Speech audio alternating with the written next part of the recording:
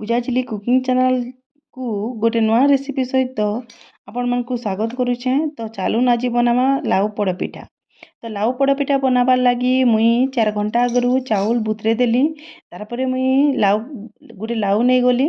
लाउ के भलसे चाँची देकरी छोट छोट पीस करी काटी देली। काटला परे ताके कम कम नेकरी मुई ग्राइंडर जार ने ग्राइंडिंग कर देमी। तो जेते बेले ग्राइंडिंग करबे बहुत कम पैन रो व्यवहार करेंगे कहले बेले लाउ रे बहुत मात्रा रे पैन बाहरसी। तो चलून लाउ के आमे ग्राइंडिंग कर सारा परे देखुन काଣା करमा। तो लाउ के ग्राइंडिंग कर सारी तापरे सेरा के रखिदेली मुई साइड रे। तापरे मुई चाउल के भल से धुई देली। भल से बुतरी इतला न चाउल फिर पारे 2-3 बार धुई देली। धुई सारा परे सेरा के फिर मुई चाउल के ग्राइंडिंग कर देमी। देखुन मुई चिकन करी पूरा पूरी चिकन करी ग्राइंडिंग करबे। तारपरे मुई का कली ना काजू बादाम और किशमिश और नड़िया के छोट छोट करी काटी देली। काटी सारा परे गुटे कढ़ई ने नहीं गली मुई तेल और सबू के टिके हल्का हल्का भाजी देमी। जो मुई तेल नहीं छे आपण माने जदि चाहबे बेले सेने घी भी नहीं पारबे। तो टिके टिके भाजी होला परे सेके मुई काढ़ी देली। आउ जेंती के तेल थिला सेने मुई दे देछा गुड़।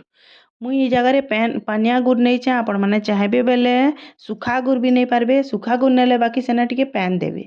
तो जेते बेले से काजू बादाम नड़िया आउ जेन ड्राई फ्रूट्स भाजी के रखी सेटा के 2 भाग कर देली। आ गुटे भाग मुई गुड़ ने दे देली। गुड़ ने देला परे सेने मुई दे देछे लाउ पेस्ट। जे लाउ ग्राइंडिंग करके रखी सेरा के दे देली।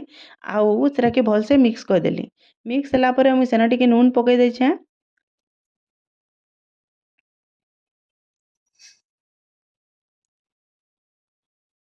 नून टिके पके करी मुई भल से मिक्स कर देली। मिक्स कर सारा पर जेते बेले लाउ पेस्टा टिके फुटी फुटी आसला सेते बेले मुई चाउल बटाटा के सेने मुई ऐड कर देछे।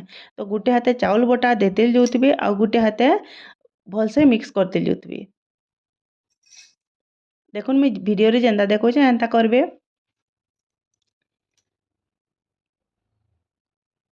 तार परे ई जगह रे मुई 2-3 चम्मच तेल भी देछे। जदि आपण माने चाहेबे बेले घी रो भी व्यवहार करि पारबे। तो देखुन हमर जोतनीटा रेडी हो गला। तापरे मुई गुटे प्रेशर कुकर रे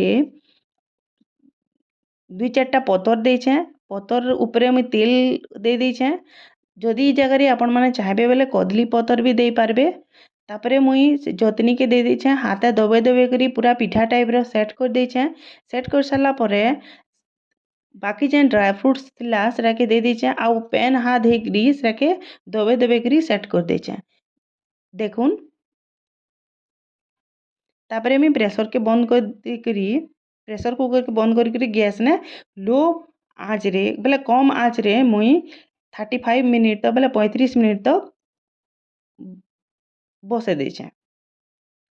तापरे 35 मिनिट पर जेतरा देखली मुई चक्कू ने टिके टिके जस्ट टिके टिके लागुतला। तो सेटा नॉर्मल है किछि चिंता करबा नै न। तार दिनटे रखी देली रासारा रखी देली। आ सकाल जेते बेले देखली चक्कू रे जेते बेले मुई कुची कर देखौछन देखुन बिल्कुल चक्कू रे लागबानी कहले बेले रासारा जेन प्रेशर कुकर फाब रे रही करी सेरा पूरा पूरी भल से सिझी जेतिला न। तार परे मुई काटी करी भी आपण मानकु सहित देखौछन देखुन। तो केते बढ़िया हिचे हमर पिठा। तो आपण मानकु केनता लागला ई वीडियो कमेंट करबे।